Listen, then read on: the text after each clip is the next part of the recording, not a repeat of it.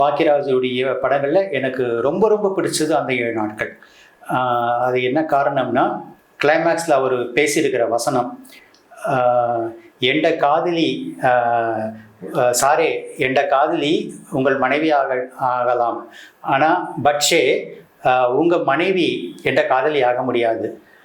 இது ரொம்ப பழைய விஷயம்தான், பட் ஓல்ட் இஸ் கோல்டு அப்படின்னு சொல்லியிருப்பார். அதுதான் இன்றைக்கும் இந்த 2006 காலகட்டத்துக்கும் கூட பொருந்தும் அப்படின்னு நான் சொல்லுவேன். ஏன்னா அந்த கலாச்சாரம் வந்து அந்த கலாச்சாரத்தை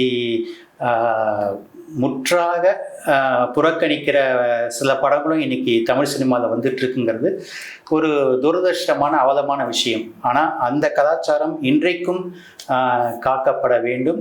அந்த கலாச்சாரத்தை ஒட்டியதாக தான் வந்து இன்றைக்கும் டைரக்டர்கள் படம் இயக்க வேண்டும் அப்படின்னு நான் சொல்லுவேன்.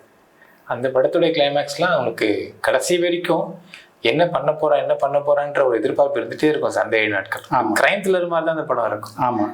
இன்னொரு முக்கியமான விஷயம், யூனிக்கான விஷயம் என்னென்னா அந்த படத்தில், அந்த கதாபாத்திரம், அந்த மாதவன் நாயர் கதாபாத்திரம் தன்னுடைய ப்ரொஃபஷன்லேயும் ஜெயிச்சிருக்க மாட்டான், தன்னுடைய பர்சனல் லைஃப்லேயும் ஜெயிச்சிருக்க மாட்டான், ஆனால் மக்கள் மனசில் ஜெயிச்சிருவான். ஆக்சுவலி அந்த கிராமரை உடைச்சார் சார். ஆமாம். கடைசியாக முடியும் போது அந்த ஒரு கேரக்டருக்கு ஆர்க்கே இல்லை அப்படின்னு சொன்னா அந்த கேரக்டர் நிற்காதுன்னு சொல்லுவாங்க.